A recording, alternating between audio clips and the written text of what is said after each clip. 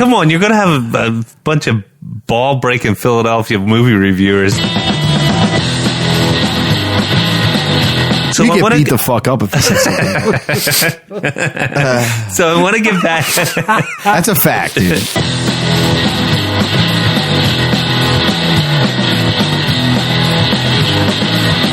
Well, finally you find out what's in the case. It's a big-ass blue dildo with balls.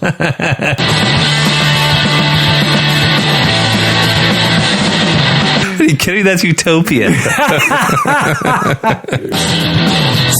around, 'cause I am coming back. I know. Someday I'm gonna make it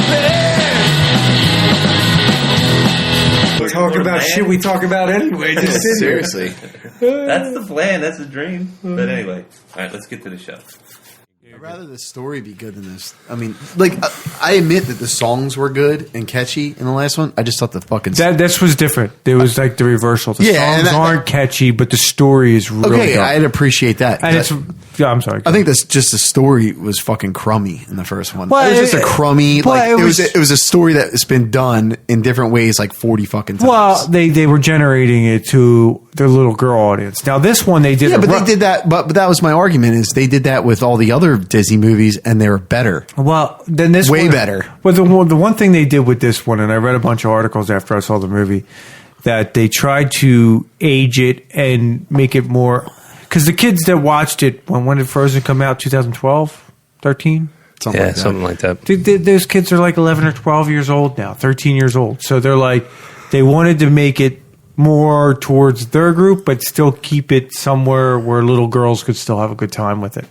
And I thought it was really well done. I'd say it's better than the original. Definitely better than the original. And it probably is proven in the box office. Last I checked, it was close to 800 million. I think even if it was a piece of shit, it would have fucking done a lot of money. Yeah, it would have done a lot. But it's like we were talking about The Last Jedi. It's Luke was in it, so it was going to do a lot of money. Even Wall-E accrued fucking money, and that movie blew ass. Yeah, Wall-E sucked. That's a fucking bull. Dude, when a kid stands up and says, "Dad, this sucks. Let's get out of here," that fucking says something. When did that happen? A guy at my work. I remember when that movie came out.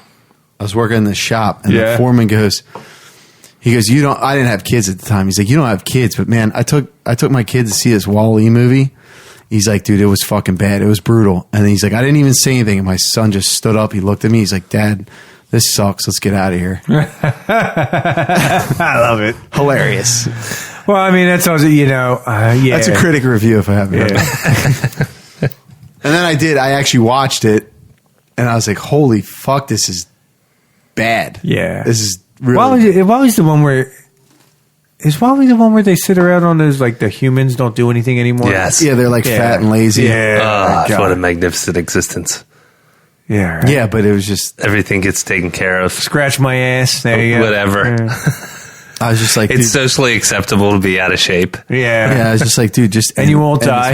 Yeah. That's it. Yeah, that's right. I forgot about that. I could be fat Slav and I eat whatever I want. Eat everything everything's in a cup. So, are you kidding? That's utopian. You guys ready? Yeah. Hello and welcome to this week's episode of the Nick, Jon, and Jamie Show. I'm John. I'm Nick. And I am Jamie. It's the three of us. We can... Nah, that's not the words, but okay. Yeah, stop right there. Just stop. Welcome back, Jamie. Hello.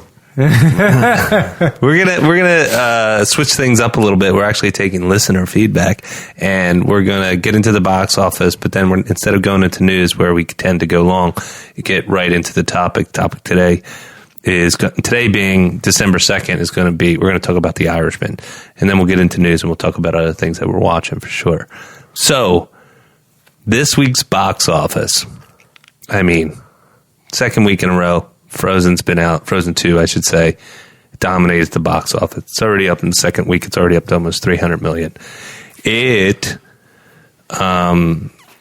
close to 800 million now worldwide. Yeah, it did 85 million last weekend. So Disney's on pace to, I think, have 6 movies hit $1 billion this year. God damn. On pace. Yeah, because they're thinking Star Wars is a no-brainer. Yeah, that is a fucking. It could be a stinking piece of shit. Yeah, well, the last one was a stinking piece of shit. But that'll go to show you that even if it is a stinking piece of shit, they're going to make $1 billion. Well, look at it this way. I don't want to get too much on this because we'll probably touch this a little later. But The Mandalorian it's touching all the right strokes to my heart, like getting me pumped up. Yeah. So I'm hyped up about it again. Before The Mandalorian, yeah, let's save that for later because I want to go off. Well, we'll go off on that later. Keep going. So that was number 1 in the box office. Number 2 in the box office. Oh, Knives Out. Is Knives Out. Yeah, that fucking assholes movie. What the hell's that? Ryan Johnson. Ryan Johnson's movie. Yeah, it's Ryan Johnson's movie's first week out in the box office, and it did $26 million. Or, well, $41 million total. And supposedly that's good because it didn't cost that much to make or something like that. Yeah, I mean, it's so you can make a good movie with no money and make a shit movie with a ton of money. That's the problem. They gave him too much money. You know what I mean? Maybe he can do good movies when it doesn't involve sci-fi. Maybe. I mean, he did Looper. Looper was a good movie. And I didn't mind Looper. I didn't love it, but it's I didn't all mind sci-fi. It. Yeah. Not deep, cosmic epic sci-fi, but nobody sci-fi I get the car nonetheless. keys to. No, absolutely not. But he's going to, from what I hear, it's been getting really good reviews. I hear the cast is phenomenal. I hear Daniel Craig plays a phenomenal detective. He plays a detective. Well, he plays a detective in James Bond. He's a spy, not a detective. No, see how much, though, like, this movie comes out, right? Mm-hmm. This Knives Out or whatever the fuck it is. Yes. It comes out, and all the interviews, how much did you hear about Knives Out? What more did you hear about? I mean, they did their marketing push, right? But I'm saying hit all the channels. All the interviews went right to the fucking heart. Oh, yeah. Well, hey, Preston and Star Steve. Wars, Yeah. it's a piece of shit. Yeah. Star Wars, it's a piece of shit. So we should what do you think about the quote unquote trolls? Yeah. I don't say they're trolls because they're just giving you their legitimate feedback. Well, it's a piece of shit. They're not. I mean, trolls are usually just looking for that. Granted, there's attention. a couple of assholes out there that just like want you dead for. I don't want you dead for the fucking movie, but I just don't want you near my freaking I just want product, man. My favorite childhood dream. Don't go near it. You fucked it up. You fucked it up. Listen, some people can't swim, so they stay their ass out of the fucking pool. You know what I mean? You can't make a goddamn Star Wars movie. Just stay the fuck away. Yeah. I mean, I think that was interesting because I was... it's a good analogy. I like that. It's true, though. Well, I think I took that from somewhere. We're all Philadelphia suburb locals, so, the only real, in our book, the real morning radio game is Preston and Steve, right? We all love their show. They put on a good show. They have a lot of entertaining stuff. They had Ryan Johnson in studio to promote Knives Out. And naturally, I mean, if... Jamie's point, right? They sucked his dick a little bit because, hey, obviously he's in studio. Yeah. You don't want to be rude to your guest. And he's a world famous director. How many world famous directors do they get in studio? No, true. None. Just M. Night Shyamalan, pretty much. Yeah, pretty much. And he's not even as big as he used to be. Yeah. I mean, he was. Well, we should go into the interview. Yeah. Go into what he said. So he does go into it. I couldn't get through. I honestly couldn't get through the whole thing. But about 8 minutes into this interview, of course, they're talking about Knives Out, and then the conversation shifts over, and you could tell it was like palpable because I was watching the video in the air. Where these guys might have shit all over this, episode 8 in the past, but now they had to be nice. I don't think they ever did on air. They're very good. I will give them. I'll bet you off air. They had to. They're real big Star Wars fans. Yeah. I think they've done it over the years where they understand they're not doing a podcast. They're on air, so they have to realize, hey, we might be able to get one of these guys someday. We can't fucking totally bash them. Yeah, we're screwed. So they probably came out with it and said, the movie was okay, and now he comes in, they're like, oh, we loved it. We loved this scene. And then he was talking about going through ships. And he's like, well, I don't get it. They talked about it in The New Hope about, when Dustin Crops, boy, you know what I mean? Yeah, we could go into a star. We can, if we don't do the calculations. But they never did it before in any of the other fucking movies, asshole. That doesn't make any sense. It's not even my biggest gripe with that movie, right? Yeah, but in the conversation, get into the fucking smoke jacket, man. I want to know why he was wearing a smoke jacket. That's interesting to me. Like, where did that concept come from? The thing that I wanted to point out the most is that listen to these guys conduct this interview with all the constraint that they could muster. Preston didn't say much.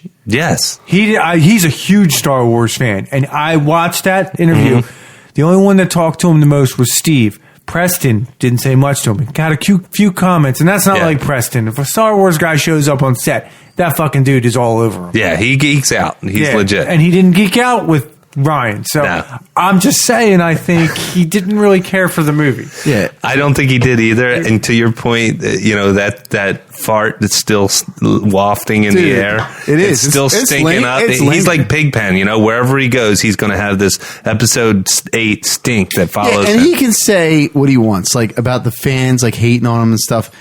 And like, I'm with you. Like I said, like, I don't want to see the guy dead or whatever, but no, they're movies. Exactly. It's a fucking movie. But at the same time, dude, like, it's a piece of shit. And when you get, all right, here's a good comparison. Now, there's some naysayers about like Mandalorian, but how many people do you, I've seen a couple. Yeah. Not a lot, though. But no, it's contrary. My point. That's my point. How many people do you see skewering fucking Jon Favreau's balls right now? Nobody. Nah. He's up there. Is he getting raked over the coals right now? No. And that's my point. Yeah, my point is, he's up there. If it's a steaming pile of shit, which it was, people are going to call that the fuck out, which they did. In a big way. In more than a big way, to where it was so big that like Disney was like, oh, it's a good movie and we're still with them, but like push them to the side quietly, which how often does Disney do that? Not very. But they also... Not very often. They never do what? They never do as that As far shit. as like sort of quietly snuff out the conversation about him doing his next trilogy. I know. They keep bringing it up. He brings it up every while. Disney has not brought anything else up since. I don't think his agents told him yet. Disney released right before The Last Jedi. He's got greenlit for his own trilogy. They were all excited about it. Then after The Last Jedi came out and all the backlash, they haven't said anything. No. He still says stuff. Yeah. They haven't said anything.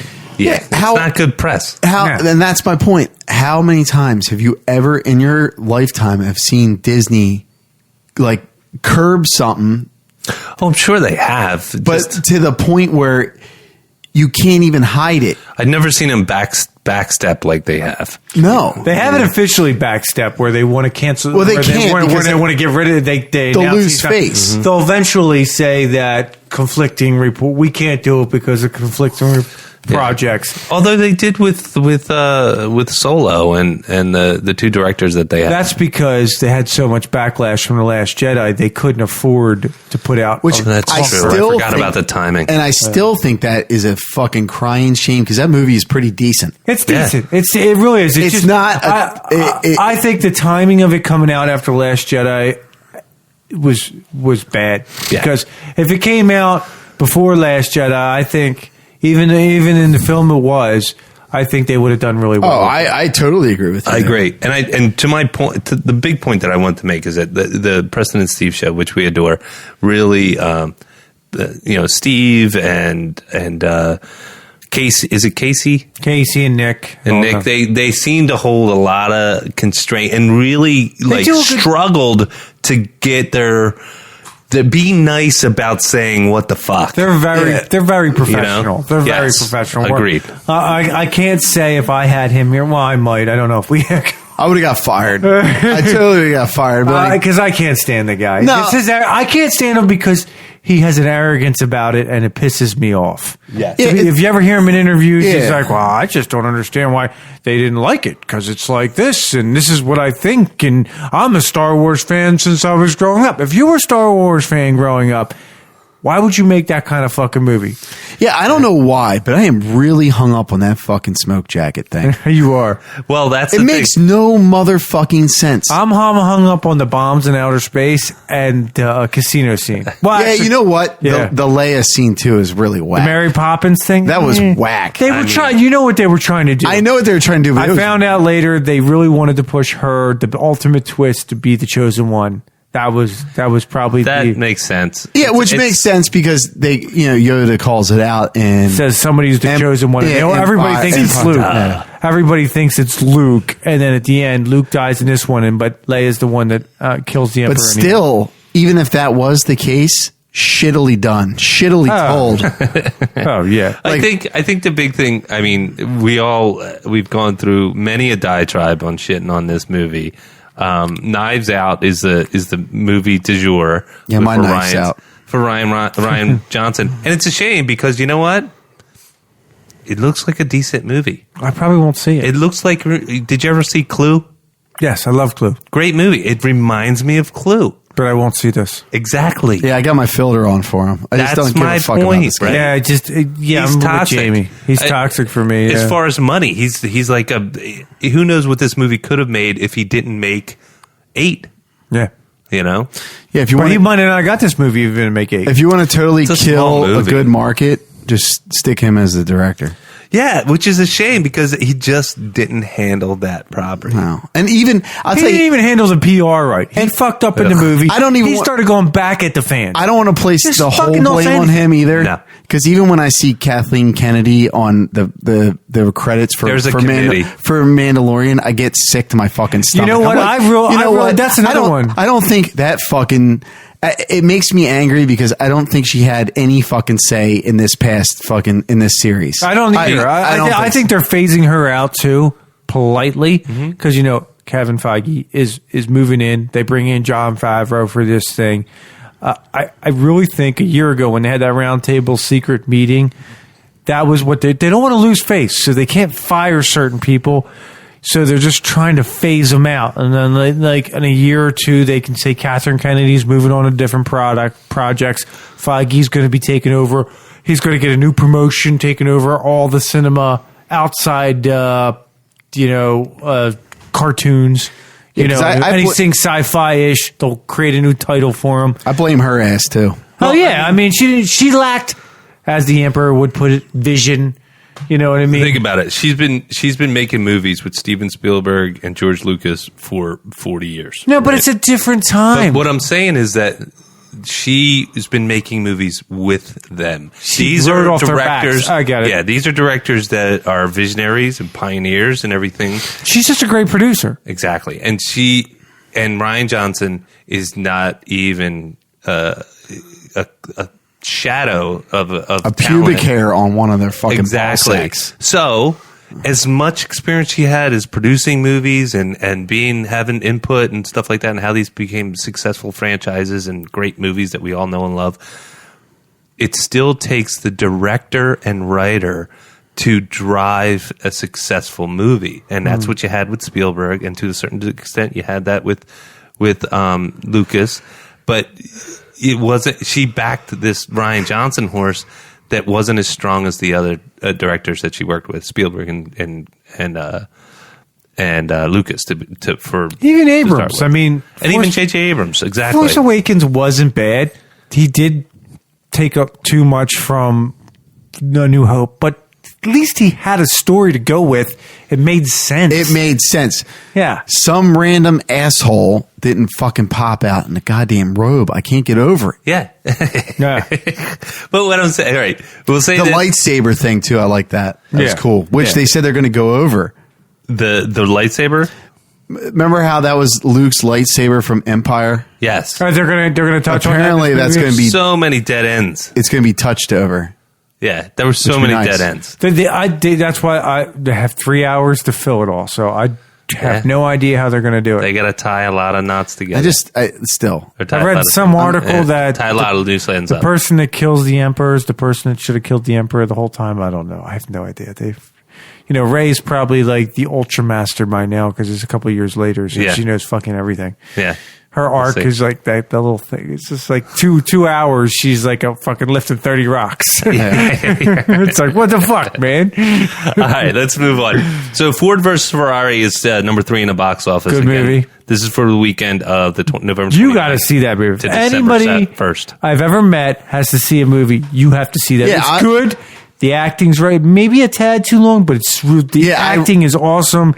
The historical relevance, I think, is on point. I read the story, so I don't know. I didn't watch the movie, but I read the But story. it was really good between the two main actors, Matt Damon and what's his face? I can't think off the top of my head. Carol Shelby, man, that dude Not only was he like an innovator, that dude was a hell of a nice guy. Yeah, supposedly he was great. He's fucking great. He would sign people's cars because that was like the thing. They have like a Mustang or whatever. Signed by Carroll Shelby, like sign your dashboard. Someone just told me about that. And he like free willingly like just did it for anybody. And he was like a guy that just like talking cars. Like he would go to like shows or whatever and talk cars with people, just like, you know. I didn't know McLaren was on that driving team. Oh yeah, McLaren, dude. That's like, where he can't. I didn't know that until I watched the movie. I'm like, is that? They were in Le Mans back in the 60s. Yeah, but he wasn't the guy that won the race. It was actually God, I can't know who's the fucking other guy. Ken Miles. Yeah, but who's the main guy? What was his name? Whatever. Carroll Shelby. Ken Miles. Yeah. And then I'm like thinking, Christian Bale. I forgot. You hear of Ken Miles, you hear of McLaren, you hear of Shelby, but you didn't hear Ken Miles. And I'm thinking this through the movie. I'm like, he must fucking die sometime in this movie. That's what I kept thinking. Well, and he did. How he got started too, like with the you know, like getting Ford into like the racing game, and like he like goes over to England, picks out this small ass fucking shit car. Well, it's a cool car, and shoves like a 427 in it. Yeah, puts a rocket in it. And it's like, dude, like, and there you go. You got the Shelby Cobra. The thing's fucking badass. Yeah. To this day, they make kit cars. That is like, yeah. It's like putting an airplane or like a jet engine inside a go-kart. I got to ask you. So for cars, is he like the Godfather of cars? pretty much. I mean, in a Mount Rushmore, he would be one of the faces. Yeah, it depends on who you ask. But he had like Mount Rushmore. That's a good way. Yeah. If there was a Mount Rushmore of car guys, he would be one. Well, in the car game, especially like the old stuff, like you gotta watch. Marcus is listening. Yeah, I know Marcus is listening, but he can attest to you that like a lot of guys are very brand specific. So then they'll be like, yeah, Carroll Shelby was cool, and they'll always like give like a nod to him, but then they'll have somebody like, I don't know, like DeLorean, like John DeLorean, because he had a flop with the fucking DeLorean, but he's the GTO guy, and that's like a fucking badass car, badass design, like it's just like one of. Yeah, guys are like very brand specific. It's and like, everybody has whatever your cup of tea is, kind of thing. Yeah, like same with like Mopars. Like it's just like everybody has their love affair with a certain type of car. Exactly. So this is why you should definitely see this movie. It definitely screams Jamie. When I was watching it, I was thinking Jamie. But the overall concept of it, like that whole like when Carroll Shelby went over to Europe and essentially beat them at their own game. Because, like we were essentially just like straight line racers, and then we were like kick the shit out of them. Like in that aspect, like car guys in general, like, dude's it wasn't even close. Dude's the fucking man. Yeah. I mean, that's what I mean. That's what I'm saying. It's now, totally I don't know if you know this. Do you, did he win? Did Shelby win a Le Mans? I don't think he did. No, I think I think they wrecked or something, if I remember correctly. Because in the beginning, they show him racing and him getting delirious. I think he wrecked. If I remember correctly, he wrecked and did not win, but he was like... That's when he went to the doctors and he said he had that condition. Concussion, yeah. No, he had a heart condition. He couldn't that's right. That's right. He couldn't race like that anymore. And he was building these fucking things in an airport hangar, which is awesome. Yeah. It still was. In the movie, they were doing it. Fucking awesome. Garage startup.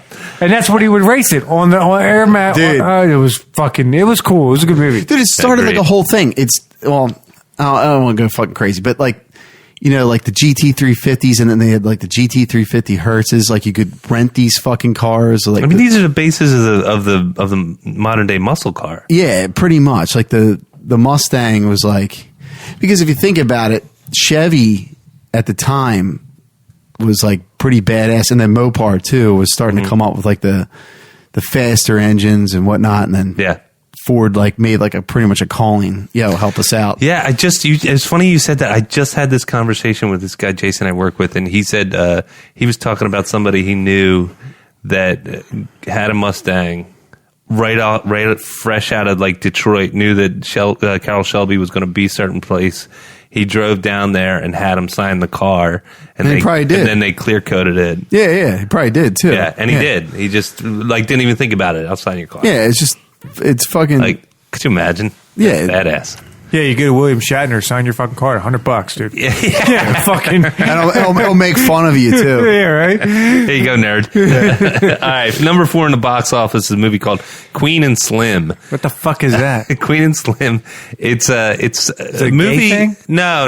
It's about a couple, a young black couple who get pulled over and is getting harassed by police, and they get into a tussle, and the kid winds up shooting the cop, and so drama ensues. So trying to get that whole like. Well, I mean, it's one of those things. Black It's definitely Lives got Matter. social relevance for gotcha. sure. And then 5th in the box office, and Queen and Slim did almost $12 million.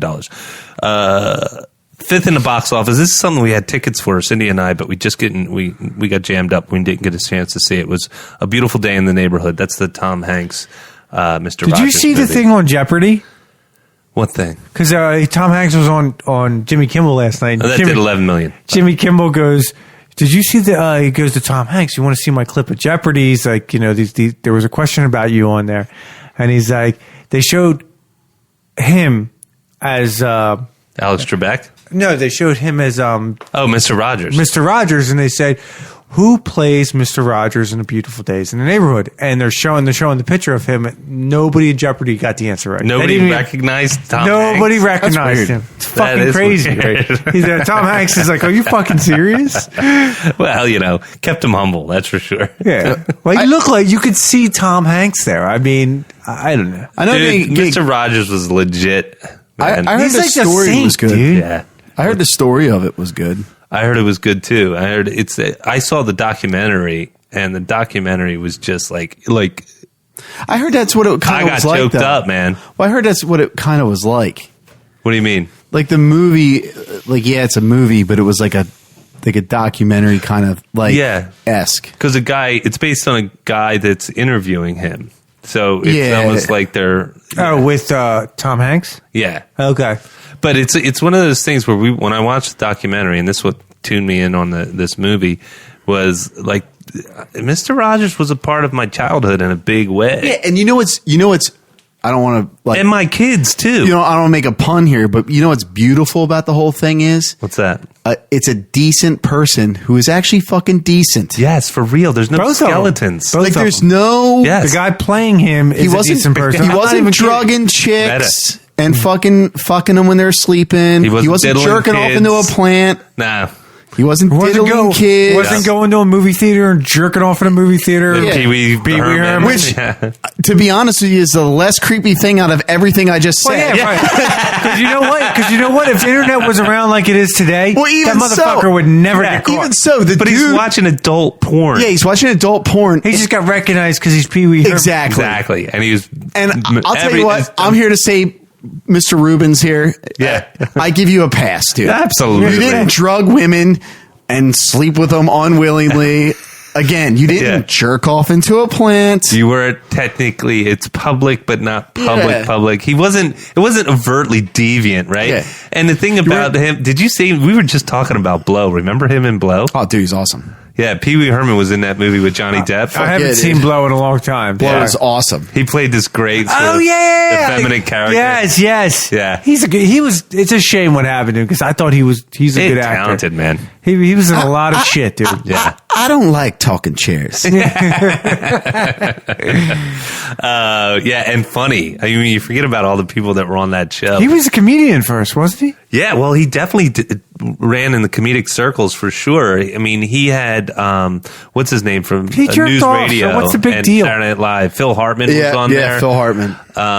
He had a bunch of guys on there. He had, A Fishburne. I think Dice Lawrence Clay was on Fishburne. there. Wasn't Dice Clay on there once? I don't remember, but I know Lawrence Fishburne and Phil Hartman were on there. I swear Dice Clay was on there. I gotta look that up. Because Maybe. I remember that's like a meme or something like that, or a meme or whatever. Oh, hey, Cherry. No, but I remember he just like popped in. That'd be fucking awesome. Dice Clay. Mecca lecca high, lick my hiney hole. And that's our impression for this evening. All right, moving on. that's it for the box office. Let's get right into the topic without further ado. 2 out of 3 of us watched The Irishman this week. Sorry, guys, I failed you. It's quite all right. I failed you. It's quite all right. I got turned off by so many people saying that it was last okay. hour, the last hour. So just watch 2 hours of it and I'm good? Yeah, the last hour, you literally watched a fucking guy age. Literally, you fucking literally did. Just to Don't see even what the deny rest it. of his life and was? I made the comparison of they did it in Blow. That's why we were talking about Blow earlier. Yep. And you watched the guy age, but it was done. The story was done well. They did it quickly, and you got the point. And you could easily have done that with this, but he was pretentious prick about it and fucking made you sit there for an hour and watch this fuck age. Yep. And I aged with him. Well, let's set up back. the movie, right? Let's set it up. So it's The Irishman. It's basically about this guy, Frank Sheeran, who was... Supposedly. Yeah. So it was about this guy, Frank Sheeran, played by Robert De Niro, who becomes they first show him as this war veteran in World War II over in Europe. Derby? He's from Derby. He's actually, there's conflicting things. I was looking up his history. They say he was born in Camden, New Jersey, and then raised in Derby, Pennsylvania. That makes sense. I was wondering, nobody from Pennsylvania would be that bad. But Camden, Uncle Eddie, dude. I'm supposed to bust on him. I wasn't bust on me. Yeah. that was the finest thing that came out of Camden. And now I'm in Pennsylvania. Exactly. But, so it's this guy, Frank Sheeran. He's World War II vet. He becomes a truck driver, starts a family. He starts stealing on the side. He gets caught. He goes to this lawyer who represents the unions, and the lawyer is the cousin or brother of the Buffalino crime family, of Russell Buffalino, who runs the Philadelphia crime family. Or actually, he's one of the... One of the head honchos. One of the head honchos, yeah. Well, actually, it's the Philadelphia crime family? Yeah. But he was actually really... I didn't realize how intelligent that fucking guy was, because he played it really safe as far as staying behind the scenes. Who, the Buffalo guy? Yeah. Buffalino, yeah. If you think about it, that motherfucker was legit. Who played the guy? That Joe Pesci. Joe Pesci was him. And Joe Pesci was him. Yeah, Joe Pesci was Russell Buffalino. Robert De Niro played the main character, Frank Sheeran, who is the Irishman. And then Al Pacino played Jimmy Hoffa. Harvey Keitel, who actually, I believe I'm getting this right, is Angelo Bruno, who was really the head of all of the Philadelphia crime family. Yep. And then Buffalino was like a capo. Was his second. Yeah, exactly. But to your point, I like how he ran shit. He was known for being real quiet. He was quiet. Who was it? This is Russell Buffalino. He had like some saying, right? Boss. He had some saying like "No roads lead back to me" or something like that. It was some shit like that. But the guy made it like so. He was kind of like untouchable, essentially. Yeah, but that was he ran. He's kind of hard though in a mob. He is, but syndicate, however they run it. But the only person that could touch you is the guy above you. But he was pretty smart in how he played his game. I think he played by the old school rules. Like he didn't get into narcotics. Kind of like little nods to The Godfather. Remember how The Godfather, how he was like, no, we're not getting into narcotics. That's for low lives and lesser class is what they said. Right. And then he followed in suit because he ran the family from or the crime operation from like 59 to like 89. So think about that.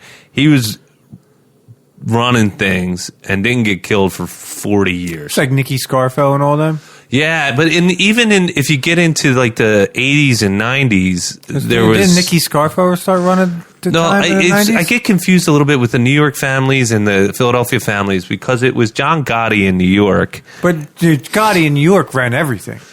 Well, that's the thing, man. That's the thing that you don't know. There's these crime bosses that are behind the scenes, and they're the ones that are really the masterminds, the movers and the shakers. Like when you saw John Gotti and he's on television all the time and he's got his expensive suits and his combed back hair and everything like that. I'd like to think that there's guys 2 levels behind him that are going, that asshole's gonna get popped. That asshole's And he gonna did. get Like, busted. he didn't get popped. He got a couple, 6 or 7 years ago. And He started thinking he was untouchable because he kept beating. Yeah, Exactly. Like that Buffalino dude, he gets popped, but the dude's already like 1 foot in the fucking grave. yeah, he was. He already lived a fucking full life, and that's what I'm saying is like if you were a crime guy, like that's the career to follow right there, because that dude was pretty fucking good at what he did. Yeah, definitely. And it says, so Angelo Bruno was the boss of Philadelphia crime family from 1950 to 1980. And then... That's a good run, too, by the way. And that was his boss, right? Years, that was dude. the Harvey Keitel character. And then Joey Merlino, and I know this because I remember this, Joey Merlino was the guy who took over Philadelphia in the 90s. That's when dudes were getting shot up in the 80s and 90s. Yeah, and I think Nicky Scarfa was his, like, underboss. Yeah, there was a bunch of them. And basically Gotti... My dad knew him. Well, Gotti and the Gambinos ran New York. Yeah. Which essentially ran most of the country. Well, yeah, because everything goes out of New York. Yeah, but the story's really interesting because so you got this guy Frank Sheeran, and he goes and he basically does these side jobs, and he hooks up some of these mobsters with stakes because he steals them off of a truck. He just figures he clips this tie and then reties it with this metal strap and relocks it. And he's like, I don't know what happened to him. So then he goes and gets. They're going to take him to court, and he's like, there's a little bit of a test between him and this lawyer, and he's like, basically, he says, I wouldn't tell on anybody, because the guy tests him and says, hey, listen, so if you had to, you wouldn't get in trouble, but you had to turn some other people in, how would you do that? And the lawyer was his cousin or something. Ray Romano. Ray Romano. I love Ray Romano. Yeah, and so he was like, no, and they were like, okay, he's good, we'll take care of you. Yeah. And so he winds up befriending this Russell Buffalino, and then Buffalino introduces him to Gotti. Hoffa. I mean Hoffa, yeah. Yeah, to Hoffa, and that's how he starts getting connected. And they do this correlation where it's like, when he was in the war, if someone said that it was like revenge killing, if you caught a couple of German soldiers and they killed a couple of your buddies, your sergeant or your captain might go, they need to go for a walk, you know what I mean? Mm-hmm. And then he goes, has them dig their grave, kills them, and that's it. That was cool, too, how he talked about how he thought it was interesting that these guys would dig like they're doing something good for you and that they're going to get out of it, and then you end up just shooting them anyway. Yeah, he was like, I don't know why they keep digging. He's like, it never made sense to me. He's like, I never understood that. Why the guys that they're going to kill keep they would dig really good. Dig their own graves. And dig hard, and like it was like they were like really trying, and it's like just to shoot them. Yeah. I'm going to shoot you. Yeah. Dig. I'm going to shoot you. And it's like, I would probably try to grab the shovel and throw it at them or something. They're going to shoot me anyway. If someone's coming at me, I'm going to, if that's a bolt action, then I might have a chance if I smash him one. Yeah, not a good one, but at least it's a chance. Yeah, hit him with that shovel. That shit went on. I mean, that was just obvious. Are you kidding me? So it basically takes this guy's life, and this is, the Irishman, Frank Sheeran, Robert De Niro, and tracks it from that point, from the war to when he gets home. He gets hooked up with these guys all the way up to his death, and he dies at 83 years old in a nursing home, right? And so there's a lot of things that I thought were really, really cool. Like there was these scenes where, first of all, the idea that Scorsese, De Niro, Harvey Keitel, Pacino, Joe Pesci, who's basically come out of retirement, are all going to be in a mob movie together. It's like, again, I got to see this. Most of them, yeah, because everybody falls in love with Goodfellas. Oh, right? yeah. They're like that. Bronx Tale, Goodfellas, that plus whole genre. The Hoffa story, dude. Yes. That's money in the bank. Yes, which everybody's interested in that just because of the lore. Nobody knows what happened. The lore, became mythology, the lore of it. The lore of it is the best part. Yeah, and that part was really intriguing. And then there's some of these performance. I mean, they're all masters of their craft. But I gotta say, Joe Pesci above everybody else, above De Niro, and he was really good. Yep. Just so good. He was really so good. And one of the only things that bothered me, well, two things. One was they did de-aging on these guys. Yeah, I heard that it wasn't that great. It took me out of it a little bit. They should have just went with younger guys. The only thing that got me, I looked past that, but when you mentioned it, and I kept on hearing that 476 thing, that's shitty research, and that kind of actually. What do you mean? That kind of actually disappointed me because usually Scorsese's pretty balls on with that type of shit. Yeah. And come on, dude. And then I was thinking about. Can you enlighten me a little bit? So in the beginning, they're taking this ride. So it's a Sheeran character. Oh, we're gonna spoil their wives. Yeah. And them. I started that, and I didn't get anywhere else. Yeah, we're gonna spoil the shit out of everything. Real quick, Jamie. Let's do what do you think? Thumbs up, thumbs down. How you feeling about it? Because I feel okay about it. I mean, I wouldn't watch it again. Yeah. But like. So it doesn't. I know where to stop. I know. I'll put it this way. I know if I did watch it again, where I would stop. I think that was very pretentious of him to drag it on like that. I think it's a dickhead move because there was really no point to it. There was no point. He was just like. I think he was just doing 45 minutes too long. I think he did it maybe because like he thought like you're in your own home. You have the option of being in your own home to watch the fucking thing. Mm-hmm. You can sit there for longer and you will. And that's he just like. Thought it was necessary, but it totally was not. And like I said, case in point, Blow, when they aged him, I mean, it was perfectly fine. It made sense. It was quick, and it was more of a story. Oh, Johnny Depp's character. It was more of a story to it as well. Yeah. And they blew through it way quicker than this guy just fucking literally dying in front of you. Yeah. Well, you see him. No, there's no substance to it. So you're saying it's worth a watch? It's worth a watch. I would definitely watch. No rewatch factor, though. No rewatch factor. I agree. I double down on that too. I'm saying it's worth a watch. I want to look something up. It's worth a watch, but not so much on the rewatch. And to Jamie's point, I agree. It probably could have been about 45 minutes shorter. And it's not because I'm like. You know, I know when people hear other people criticize this movie this way, people tend to go, "Oh, that's because you're used to watching these everything's got to happen every minute, that type of thing." No. And then to Nick and I were just talking about this. We were talking about Vince Gilligan and the Breaking Bad, how they have moments where they pause and they hold tension, and it could be just Ryan Cranston sitting waiting for a car to pull up in the middle of the desert. And it's the angle, too. It's the angle. He's like looking up, and he's just like standing there, and the camera's looking up at him, and it's like a hazy day. Yeah, and not shit is technically happening. Nothing. But you're like at the edge of your seat. Yeah. And saying you can have long moments like this, hold tension, but to your point, Jamie, too, is that don't start jerking around and like this masturbatory, like I'm going to do something that's cinema.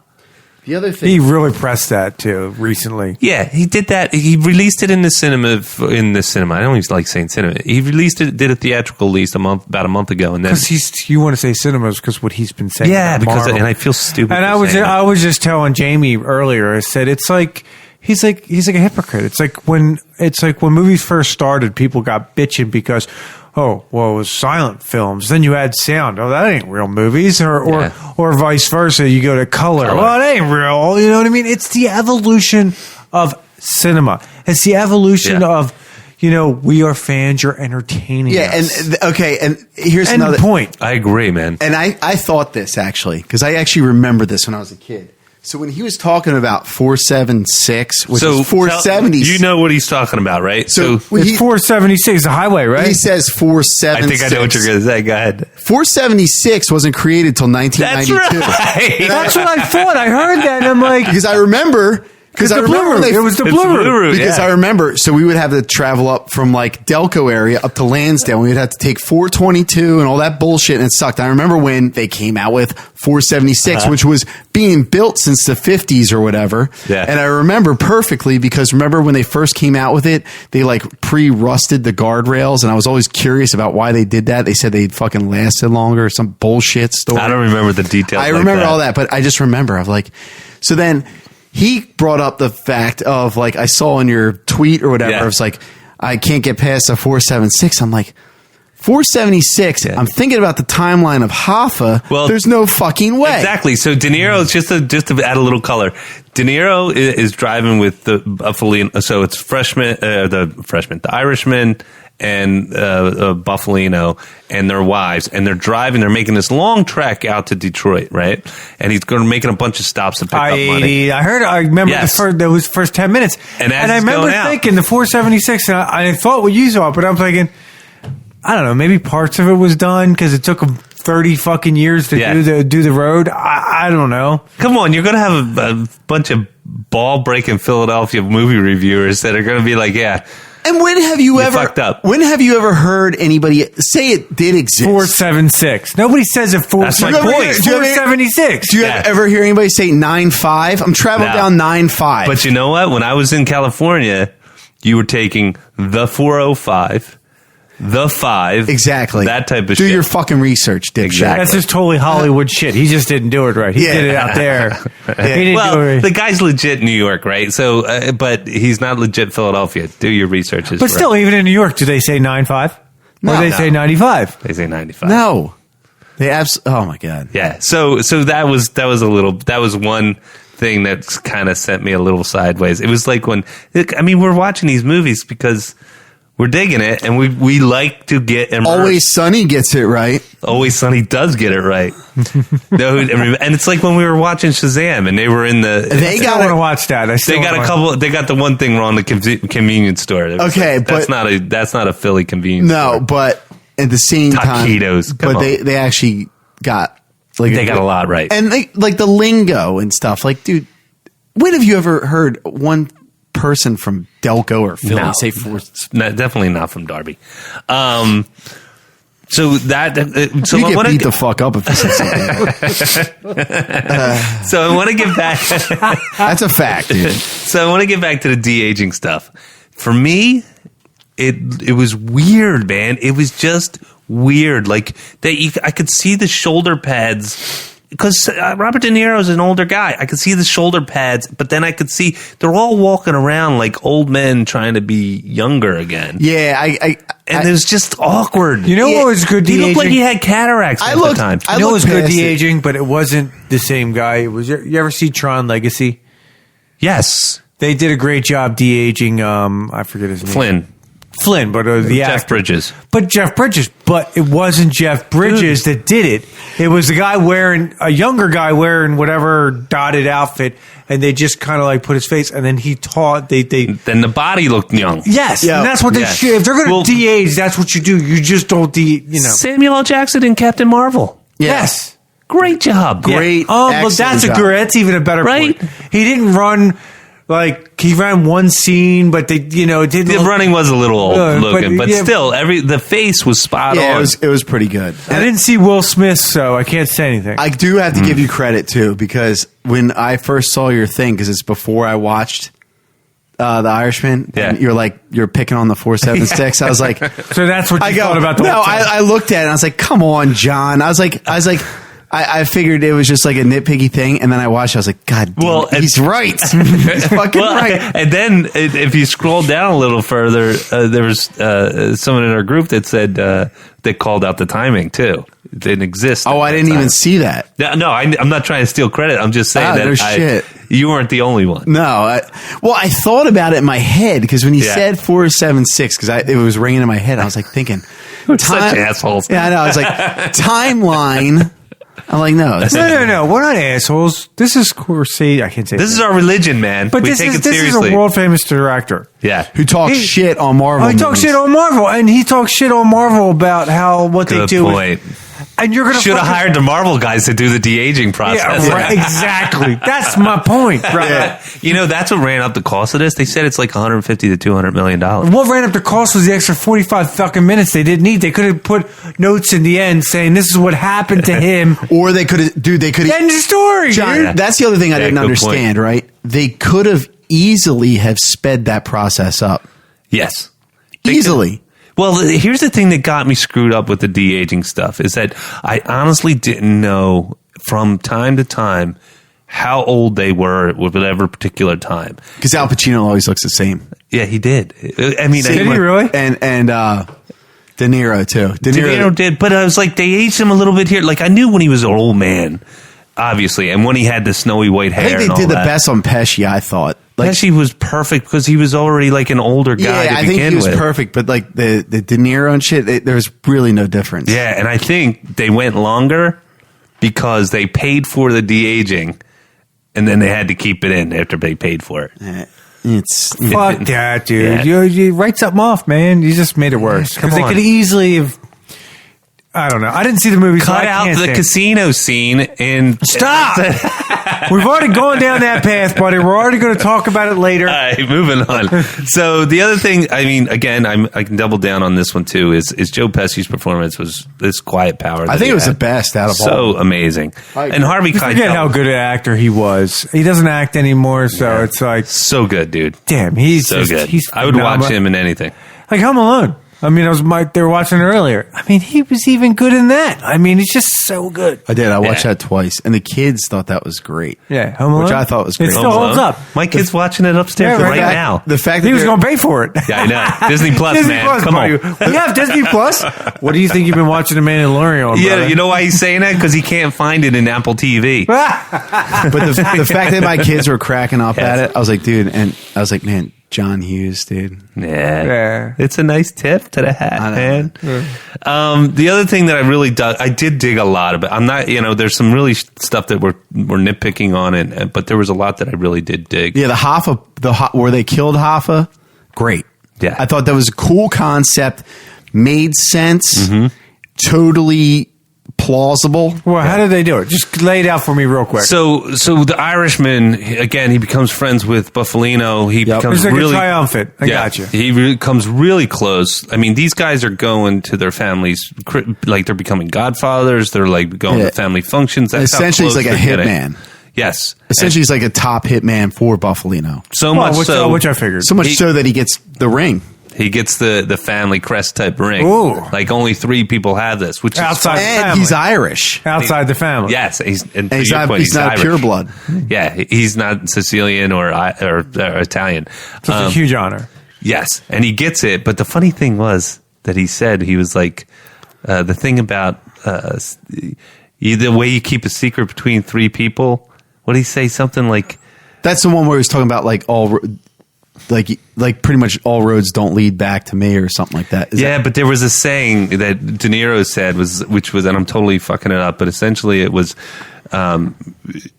The only way you keep a secret between 3 people is if the other 2 are dead. Yeah. And then you fast forward, and Buffalino's dead, and Hoffa's dead, and So they were. well, everybody's dead, but he still kept his mouth shut right About up until what? the end about killing Hoffa.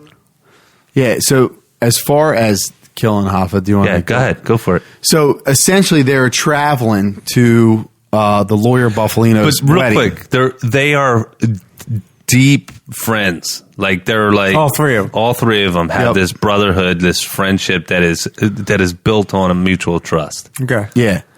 So essentially, shit happens. Hoffa's not keeping his mouth shut. He's like saying he's going to blab his mouth and all that stuff. To the point where Well, he goes to jail first, and he Goes to jail. and he loses his seat as the president of the union. loses seat as the president of the union, and then he's got to like pretty much he gets in an argument with that fucking one dude who's like a Provenzano. union, yeah, who's a union leader, and then he gets out and he essentially Well, the union. Sorry, I'm so sorry. The Fitzpatrick is the guy that takes his place while he's in the clink. who he like brings up. And it's He- just like a yeah. second in command. He's just some dopey dude that he put there because he is a dopey dude. Because one knows he can get it back. Exactly. But now the mob knows that he'll give away the farm. Yeah, he'll You give know? away the pension And- money. And let's just take a little bit of a step back. One of the things that I thought was really intriguing is Hoffa's, and I didn't really dive deep into like Hoffa's history, but the way they portray it here is that Hoffa, because he's president of the largest union in the country, Teamsters, right? He has control over their pension. Tens of millions of dollars. Now, the new casinos are looking to be built, mostly mob backed in But they need legit money, not Yes. mob money. Not mob money. So they're getting money. They're getting loans to start this construction for all these new casinos, which will then start feeding the coffers for the mob, So for they organized crime. used a pension, a loan from the pension to But do it's, it. Yes. it seemed in the movie, and I don't know if it's true, that Hoffa was pretty like even though he was loaning the money or whatever, or had hands in like loaning the money, he was pretty smart with the fact that he didn't want to lose it. Like he was loaning it in the fact that he was going to get a return in it, and that people would still get their money, and obviously he was getting a cut too. Yeah, but everybody would get rich. He wasn't the Teamsters. He wasn't an idiot when it came to loaning. He really was sharp. Yeah, he was sharp about it. Mm-hmm. So I thought that part was really cool, and so how that whole financing worked, and then they talk about how they basically walked through all these graveyards and got all these names of these dead people, and they were that's the JFK vote. They were voting for JFK, and they basically said, meaning that during when they were voting for JFK, that's how the dead people that the mob was like essentially behind like.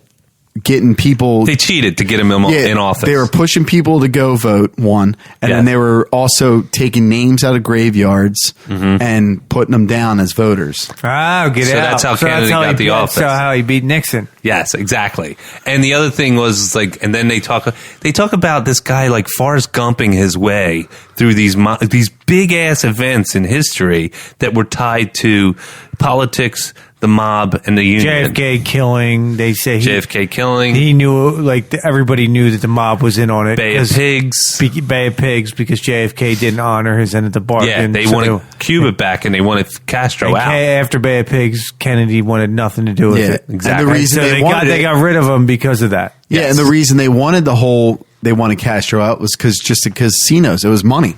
Yeah. It was all about the money. It was just because they wanted the casinos back in Cuba. Which I thought was really cool because that kind of ties into... but it kind of ties into The Godfather, Meyer Lansky, and The Godfather, and how... But that was actually true, though. No, but I never knew the casinos in Cuba was a thing for the mob.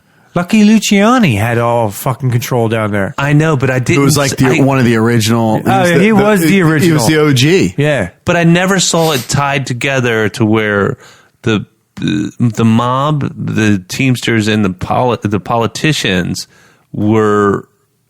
You know, the mob was influenced politics so much so they could get their foothold back in Cuba. Yeah. Like as soon as it happened, I kind of was like, oh yeah, that makes perfect sense. Maybe that's why, and this is me being a history guy. If you ever hear about the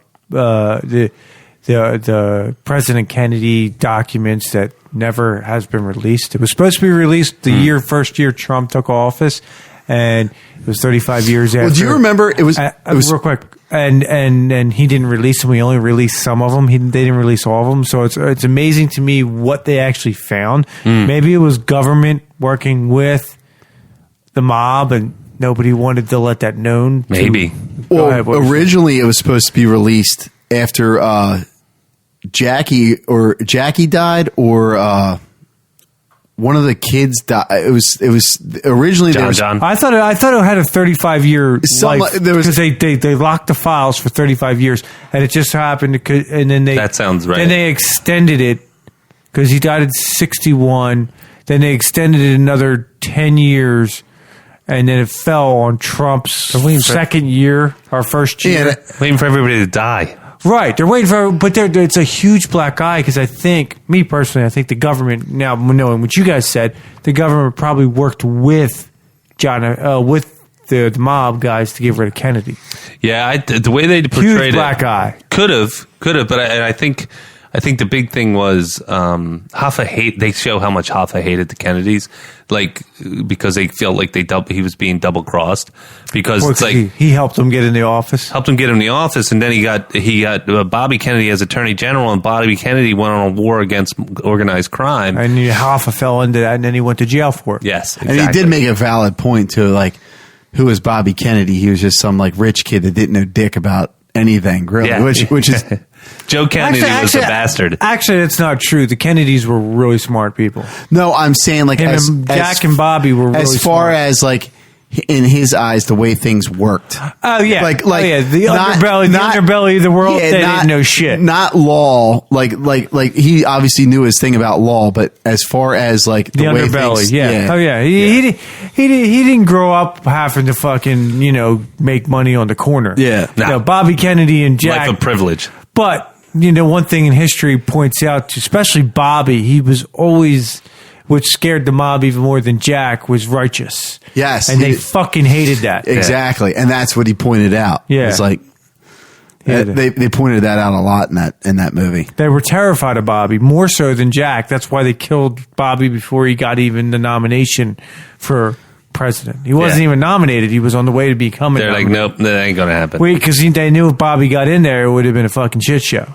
Yeah, it would have been bad. And Jack was already enough. And Well, they were like, I do want to make one correction. Ted was kind of an idiot, dude. well, Ted wasn't. I didn't specify Ted. I didn't say all of them. Yeah. I didn't say all of them. I just said the two. Bobby was smart. Jack was smart. Ted was a little not sharp. Yeah. Chappaquiddick. Yeah. But I do want to get into what we're watching because I do want to talk about his Dark Materials and all that. But real quick, you want to just close out we'll finish this up by talking about how they did the death. Okay, so I'll just glance over it real quick. So they were traveling to go to a Buffalino wedding, I think the lawyer's wedding, and the stop was when they finally made the final call, like Hoffa's got to go because we got no choice. Yeah, because he's saying he's going to rat And us he out. told We the can't have Irishman that, and even though the Irishman was tight with Hoffa, like they were boys, like Hoffa trusted him, whatever. He's that. like, The only way he was going to get close to him. he's like, you're going to have to do it. So like, we're okay, including Buffalino. He's like, cause like he's got us all fucked here, like including myself. Because he probably had evidence somewhere. Well, he said that like, if we didn't do it, like the mob would probably go after Buffalino. And they would like They would go after everybody. Yeah, he made the New York guys probably would have went after everybody. Yeah, exactly. Yeah. That was like the general gist. So he's like it's essentially it's him or us. Yeah. Mhm. So you have to do it. So they made the smart move of driving up the road, and he said, "We're going to stop at this airport. You're going to hop on this plane, do the deed, fly to Detroit, do the deed, and then fly back." Yeah. So then, they go into this house. Essentially, he just goes into this house. Fucking, like, they don't see anybody there. It seems kind of shady. He turns around and he just caps him real quick. Rolls him up in a plastic fucking thing. They throw him in an incinerator. Well, he leaves his gun with him. He rolls out the door, flies back, and then somebody takes care of the body. Cleanup team. Cleanup team. So they said it's like... and it makes sense. It's totally... Believable. Plausible. Yeah. Like the 3-hour window, nobody's going to catch that. Yeah. Nobody. I don't give a fuck. Like, they could go off of like flight records. Maybe nowadays they could catch it because with all the technology. Nowadays, but back then, no. Even with the flight records, think about that. They could have said he was flying. That guy was flying solo. Yeah, because it's just like a He's little not on biplane. any docket or anything a little like fucking. that. Like it would be plausible then. Now you probably get caught for that because everything's tracked. Yeah, and some people are saying it's the most logical and it's not fantastical, right? Some people are saying that he's under Giant Stadium and he's. Well, that's what everybody wants to. Oh my god, they want to believe the realistic. Come on, he walked into a house and they shot him. He's a high profile guy. You're not going to sit there and make a scene, or you're not going to sit there and dig him underneath the house where somebody someday could find his fucking body. You're going to want this guy gone like never existed. This isn't Bruce Almighty. No. I mean, if they kill Kennedy, I think they know how to fucking kill Hoffa. Yeah. Yep. Yeah, exactly. that was made a point also. They actually brought that up. Did they really? Yeah, Buffalino said if they can get the president, they can get anybody. Yeah. Yeah. Yeah, and that was the other thing. Buffalino was like, listen, they tried their best to get this guy under control, but he kept his temper, his outrage, his sense of entitlement when it came to taking back what he called his union. Yeah. And he said, I got information on all these guys. I don't work for them. They work for me type of attitude. And they don't, mob guys don't like to hear that. No, shit. they were just they basically said, it's done. It's done. You just haven't done it yet. I was actually amazed, though, that they gave him as many chances as they did. I was, too. Maybe because it was the friendship. It was. Russell Buffalino saved his ass for a long time. Yeah. It was according to the movie. Yeah. it could be true. Yeah. I mean, this is all based on the one guy that died in the nursing home, right? That was John, Frank Sheeran, Robert De Niro. Did he have a memoir or something? Write this down. So he was on it. He had cancer. They said it was fatal. He basically stopped eating at 83 years old in the nursing home, and then he confessed. And And the thing about confess everything, or just like confess the Hoffa thing, and did this whole thing. He basically talked to this guy Brandt, who was a private detective who turned author, who wrote this book called "I Paint Houses," or "So I Hear You Paint Houses." And then, so I hear you paint houses, meaning you paint the inside of a house with the red blood of the person you just killed. And the kind of cool part is like, he gets told, I hear you paint houses. He's like, yeah, I do my own construction too, which means I don't only kill the person, I dispose of the bodies too. Yeah. Yeah. And that's the part that's chilling, because they say he killed 25, 30 people. Maybe more. Yeah, some of them were like more if you count all the people he killed in WW2. Well, some of them were just fucking straight up cold too. Like he just walk up and just like tap tap done. Yeah. Well, I mean, you really have to have a mental component wrong in your head. No empathy. Yeah, there's no empathy there. It's just another day in the neighborhood, man. Yeah. He was good with weapons too, man. Like he knew his fucking guns. He knew like what to use, when to use it. Yeah, that was cool. That was fucking really cool. Oh, one other cool part, and then we'll move on, Nick. I know we want to get to this next part. Was I liked the way every time they introduced a new crime boss who was historically accurate, they went, got shot 8 times in the face and killed on blah, blah, blah, 19. That was cool.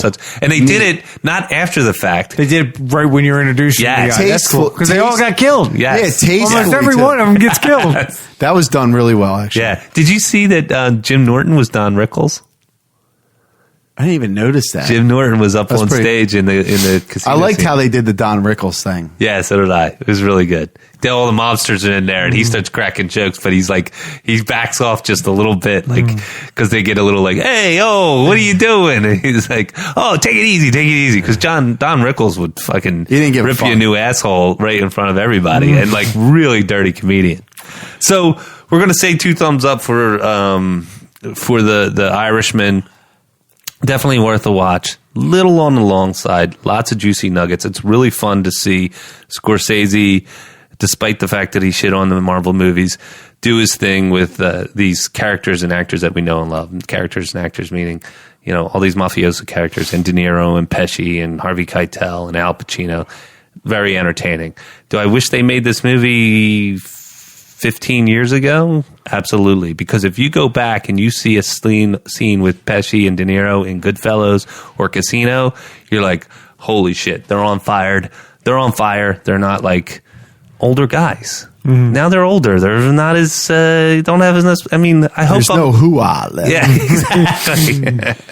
So definitely recommend. So moving on. So what we're watching, Nicholas, what are you watching? Well, there's a bunch. I mean, we'll get into Mandalorian because we're all watching, but I want to touch a topic that, his Dark Materials. Yes. We've been talking about that. And I want to get Jamie involved in this because I know he hasn't watched it yet, but I want to get him to watch it because I think it's really good. I think it's a step below Mandalorian, but not by far. Yeah. And how good it is. It's entertaining. It's better than I'll Watchmen. take your word for it. It's better than Watchmen. All right. I'll take your word for it. Yeah, it's entertaining.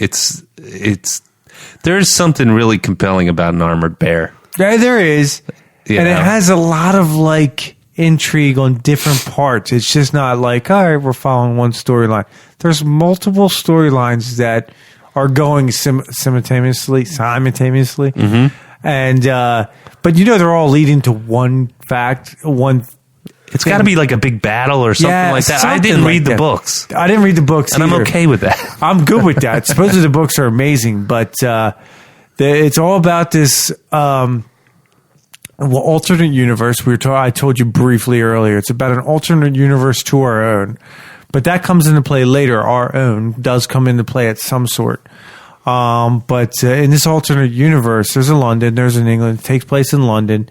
And James McAvoy is one of the characters in it. He plays a scientist of some sorts. And he's... Azrael, right. Yeah. So, but in this alternate universe, I want to touch on that every person has an animal creature. It's called like a demon?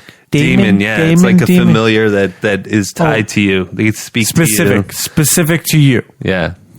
Everybody has one. It's a different animal creature for a different person. Yeah. And then... You kill the demon, you die. Right. And it's really gripping in the beginning because you see the beginning, it opens up, and I'm not going to spoil anything for you. You see James McAvoy going across a flooded plane into a building, holding a baby, and going to it's like a university type deal, trying to say to the guy, I need you to take care of this baby. And then they fast forward 12 years, 13 years? Yeah, she's like 12 years old. Yeah, right. And it's more based on her character, but James is still in it here and there, and she gets gifted this compass. It's like a golden compass kind of thing, and there's only 6 of them in the whole world. They tell the truth, and it's a weird kind of truth. You have to read the hieroglyphics and symbols and little symbols that are on there. And I don't want to tell you much more than that, because if I tell you much more than that, it loses, because every episode there's like a little nugget that's like, oh, that's cool. Next episode, that's cool. They do it right. It's not like they throw it at you and then they have a dead episode. You know what I mean? I'll say that's one thing about The Mandalorian that kind of turns me off. I love it. Even the last episode was great, but it was kind of a filler. Yeah. But they did in this, they don't have that. Every episode leads to the next in a nice, tight way. Yeah. And it's good. And they leave little nuggets that are setting up. They're setting up for the future. It's like a relay race. Yeah. To an extent. And it's good. The acting's good. Storyline's good. Plausibility's good. I agree. That, like you said, the performances are great. The storyline is great. I think that I'm in. Yeah. You know what I mean? And I'm getting more and more. You made a comparison to The Watchmen, and The Watchmen is just starting to crank up, but it's 6-7 episodes in. Yeah, I didn't see the last night. And I do like the one thing about The Watchmen. I'm going to spoil this for Jamie because it's awesome. The one character, because The Watchmen takes place 30 years after the movie, or whatever the movie was supposed to be. Yeah. And the one character, the woman character, obviously is she's an older woman, FBI woman. She's obviously the Silk Spectre or something. Yeah, whatever. Like that. The daughter of the Joker, whatever she was. Yeah, she was in the movie. She was the comedian. She was the hell's the blue guy's wife. Yeah, she was Dr. Manhattan's wife. Whatever. She carries this case around, and you see this case, you see this blue light, right, from this fucking case, and you're like, what the fuck is in the case that she's carrying around? Well, finally you find out what's in the case. It's a big-ass blue dildo with balls. Detachable balls. Because her husband two-piecer. Was what's his face? No shit. Was Dr. Manhattan. So it was just fucking awesome. I was getting done dirty by Dr. Manhattan. I left my fucking ass off. I was thinking about that. I gotta watch. Is that movie on HBO too? Which one? The Watchmen. I should probably revisit. That's a good question. But the only thing you will revisit is because they take in the show. John had to correct me on this. In the comic book, it wasn't a nuclear bomb he sent through at the end. What the hell's his name? There's a sonic bomb that they send off. It was Ozymandias. It was actually a huge squid. Yeah, like squid-like creature they sent to New York because he wanted it to. He wanted the worlds to unite in a foe outside the world. So if he sent a bomb through, people would know it's somebody from our planet. So he sent a huge squid through to fuck people up. Yeah, make everybody think that this thing dropped, killed a bunch of people from a different dimension or whatever. Yes, exactly. And we got to stop the infighting because if we don't stop the infighting, we're going to fucking lose to these people. Yeah, we kill 3 million to save billions. Yeah, exactly. Yeah. So because I didn't get that point, I had to ask John here because he read the comic and he said. Did you revisit The Watchmen? Because I haven't seen it. I didn't, but I haven't seen it that long. I watched it like a year ago or 2 years ago. Yeah, I haven't watched it since it came out. On there. It was good. No, I did. I liked it. Yeah. I remember I liked it. I actually watched it a couple times. But the one thing that's pissing me off about The Watchmen right now is that, and I'm enjoying it. I'm not bailing. It's taken a while. It's taken a while to figure out where is this going. But the other thing is too, my favorite part about the Watchmen movie was the whole storyline with Dr. Manhattan. Right, I thought that was the most compelling thing. Well, that was everything to it. Yeah, I'm sorry, that's what it was. But he still hasn't shown up, and he's not going to show up until the end. And you fucking know that. The first season, they're gonna fucking tease you. It's like anything else. He's a game changer because it's like if he goes and gets introduced, he shows up. He's in the previews. They showed him in the previews. But where's the story go? I don't know, because he can do whatever he wants. He's Yeah. like a fucking godlike creature. Yeah, like it's Exactly. like her talking in the phone. Yeah. Remember her talking in the phone to him? Yeah. Because supposedly you can dial Dr. Manhattan in the phone. And leave There's a like message. Leave a message to Mars. Yeah. It's like weird. There's like phone booths and stuff. It's a different take because the world went a different path. This world Yeah. went a different path. The acting is It's good. It's really good. Yeah. I like all the actors in it. I just want to know what the hell's going on. Obviously, that Asian girl has a link to I can't say his name. The bad guy. Yeah, to Adrian Veidt. He's trying to, and you find out where he's at, and you're like, what the fuck? Yeah, you're like, how the hell's going on? And then they went. Don't spoil it for Jamie because he needs to watch it. There's a lot to chew on there. If I was you, I would definitely invest in the Golden Compass one. His Dark Material. It's really good. I don't know how many episodes are left of The Watchmen for this season. I don't know. But say we're on 7. Say it's 10 episodes. You might get into it a little bit and then wait for us to tell you how it ends to see whether you get that time back or not. Because I got The Golden Compass you will enjoy. Yeah, that's a winner. Flat out. The Watchmen is enjoyable, but it's slow. Yeah, Slow burn.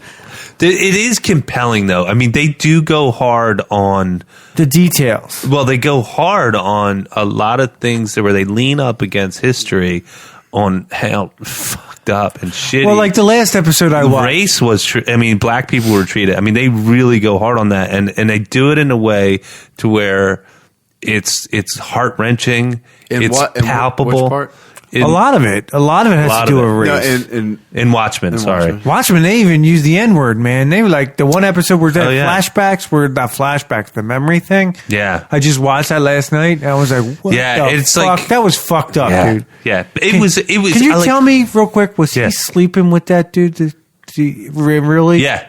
Yeah. He really was? Oh, yeah. Her grandfather was... Gay. Was really... Because I wasn't sure if that was just him getting in bed with him and he was having a dream. No, that actually happened. Yeah, they're gay.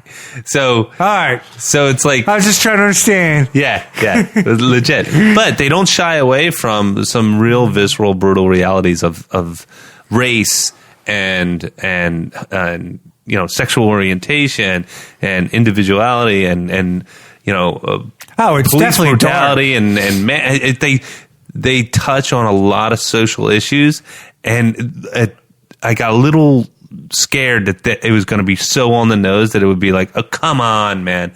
But it's appropriate. It ties in really nice with the story. It's not just slapped on after the fact. No, it's good. It's good. If I had my choice, and like I was telling John the other day, I said, Watchmen's good, but you know how like you get excited for a show to come every week and you have to, like The Mandalorian's for me. I have to watch it Friday. It's fucking out. I'm watching it. Yeah. That's how I feel about totally his Dark Materials. If I wasn't here tonight, it's on tonight, I would watch it. I probably won't have time to watch it tonight because I'm going to get home. It's going to be too late, but I'm fucking watching that shit tomorrow. Yeah. Because that's how I feel. Watchmen, I'm still a week behind and I'm like, I'll watch it when I get to it. I don't have that same drawl to it. Definitely, it's definitely worth a watch. And we're all watching a ton of different stuff. Anything, any highlights? I know you've been busier than a one-arm paper hanger. Anything outside that you've been watching? I've been watching Mandalorian pretty much, and then I revisited like all the old Star Wars lately. Oh, did you really? Right there, The Mandalorian has drug you back in. Like we were all. I mean, and I was actually looking at. It's kind of odd because I was watching. Because after The Mandalorian, for some reason, every time they pop up Empire Strikes Back. Did it really? For some reason, it does on mine. Every single time. Oh, really? Yeah, it pops. Probably because that's behavior that people are doing. I guess it just pops it up. Yeah. So then we watched that, and I watched that with the kids. And then I was like, you know what? I'm going to do some, like, research. Not research, but, like, revisit it and, like, try to find, like, little tidbits here. So I watched that, and then I watched... The only one I didn't watch was A New Hope. I watched that. I watched Return of the Jedi, and then I went back and watched Phantom Menace and Clone Wars and Revenge of the Sith. Revenge of the Sith. I watched like half of that, and I was like picking out like little tidbits, and I was like, man, like little like hints here and there, and I was like, it's like good for like a good like revisit. Yeah. No, I catch on. I do that every once in a while. I haven't been there yet. But there is a thing out there. I don't know if you saw my text. Somebody's willing to pay somebody Oh yeah. $1,000 to watch all the movies. It was a couple people, wasn't it? Yeah. It was like 10 or 20, something like that. That's a marathon. Yeah, that's something I would. $1,000, sign me up, bro. I would do that for free. Yeah, seriously. You did do that. Oh, yeah. I did. Last two things I want to bring up before we close out is some trailers are hitting and have hit. I'll just bring. I do want to bring out one thing in the news. Go ahead. I read an article, The Watcher, that's coming out. They say the fight scenes are in that make Game of Thrones fight scenes look like chump change. It's an HBO thing. Yeah, no, the Watcher, The Witcher. The The Witcher. Witcher. Sorry, I'm sorry. Oh The yeah, Witcher. that's coming on the 20th, I believe. They said the some of the people that are seeing it, the fight scenes in are amazing. Like Game of Thrones fight scenes I'm can't even stoked. compare to it at all. We got a ton of stuff that's coming out on the You got 13th. that. You got The Expanse coming out. I'm super psyched for that. Just something else is coming out this month too. That's Lost in Space. That's right. The new one? That's right. Yeah, the new season. Good. I like that. That was a good show. There's going to be. Sorry, man. Did you guys? Well, there's a Fantasy Island trailer that came out. They're just The plane, boss. The plane. Yeah. I don't care about that. It doesn't look good. But this Sunday, they're supposed to have a Wonder Woman 1984 trailer coming out. This Sunday it's coming This out. Sunday. Cool. Gal Gadot went on. I still want to know. Gal Gadot. I'm really interested in how they're going to do this. Me 'cause too. It takes place before. What? Real quick, I got a question for you. Uh-oh. No, I've noticed in the past couple of years too, like I've always been big in the like watching football and stuff like that. And I went to all the games with my dad and stuff. But has it gotten like to the point where not just because the Eagles are sucking, Man, they're really sucking. but Miami game. Eesh. even that, it's just like in general, I'm not like as excited because it seems like the game is like diminished. Yeah, I could agree with you. It's the replays. It's like lost. It's lost. It's like it seems like it's so watered down that it's like it's kind of lost its luster. Like before I would like devote my Sunday and I'd have to at least watch a game. Yeah. To the point where if I watch a game, okay. Yeah. I don't. Okay. Welcome to my world, man. It's kind of sad. I was actually thinking about it this weekend. I was kind of sad because I obviously watched the Eagles. But I was like, waste of our time. Talk about 3 hours we need back again. but it made me think about like even this whole like year and last year. I was just like, Taste change, man. no, it's not. It's just the game. I'm telling you, it's not the fact that my it's not as flashy. It's not as it's not that my taste has changed. It's just the way that it's played now and New rules. the rules. I think. too many flags. Too many. Yeah, I think the rules have really ruined the game. Honestly, I was saying this. I think I might have mentioned this to you last podcast, Nick. If you could, or I might have mentioned this to my dad, my stepdad, not my stepdad, my father-in-law. Whew, it's getting late. If you could have robots on the field and have virtual players off screen, would you watch that, or is there something? I think I know my answer. Or is there something visceral about people being in danger? No, I'd it's rather just- watch the people. people, right? I don't think it's the people in danger. I think it's just like the human error. Like if they're robots, then like where's the error? No, you're in a VR suit, like in Ready yeah, Player I don't One, really like and you got robots out there. I think what happened with football. Two things happened with football is Roger Goodell. I think that's just non-brainer for me. Yeah. I could go there. He's like the but Ryan Johnson of NFL. I'm sorry, dude. You can say what you want, and I bet you there's We have our show title. He still makes $45 million a year. So Dude, he's a fucking turd, dude. no, he is. He He is. ruined the game. In my opinion, he ruined it. There's a lot of we could talk about this all night, but yeah, I agree with Jamie on that. I think the main thing he ruined was he tried to make it more offensive, and then also it's they put too much emphasis on time, like during the game. They're like trying to like too many commercials, and just shove it down your throat. We get it. You have proceeds, you have things to hit, but It's just you commercialize the whole sport. Now it's all betting. Yeah, they but bet on everything. And I thought about the commercialization of it because in the 90s it was commercialized. It was, but not to this extent. It's like they commercialized an already commercialized thing. Yeah, how do we smear more mayonnaise and I'm on like, this? so that just was like more bullshit, and then you just slap like the rules in there, like that you put in there, and it's like, dude, I lost. It's a bad. I lost my Woody for it. It's still the best sport to watch because the other three are just kind of like. But I'm sad about basketball. You can wait till the 5 minutes at the end of the game, and that decides most games. Yeah. Hockey's, not unless you're at the game. It's kind of like most people don't care for it because it is a different experience. Well, every game has real stakes, and baseball is just baseball. Let's be honest. It's boring. Yeah, I like watching basketball, but like I said, I like watching the last 5 minutes of basketball. Yeah, but I don't care about the rest. But football, my biggest. We know when you hit 70 points. My thing about football is it's kind of sad to me of where it's gone for me. That's my thing, and I don't think it lost its character. Yes, that's a good way to sum it up. Yeah. It's not the fact that I'm grew out of it. It's just it's lost. Did you watch the films of the late 90s and 80s? Oh yeah, there are fucking wars out there, man. Dynasties too, like 49ers. I don't want to get into all this topic, but it always bothers me when they call Brady the best because Joe Montana fucking won 4 Super Bowls with no help from the officials. Yeah. They clotheslined the motherfucker. Yeah. And that was not a flag. Yeah. You know what I mean? Dude, he donated his body to you can't touch Brady and it's a fucking flag. Yeah. You touch his toe and it's a fucking flag. And that's why he's playing in his 40s. And don't get me wrong, he's a hell of a quarterback, but he plays within the rules and that's what you should.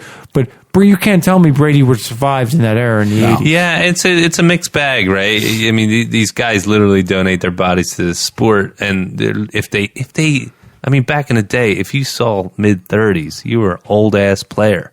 Yeah. Now it's like you got quarterbacks that are playing into their 40s. It's because they don't get hit. Yeah. You can't even hit him below the knee now. Like if a guy comes in trying to get him, if they hit him in the wrong angle below the knee, it's a fucking foul. Yeah, that was a penalty this weekend. Yeah. And now you're like replaying penalties and stuff. It's just like, dude. And they get it wrong. And how do you get a replay wrong? I'm out of it, dude. Yeah. I am.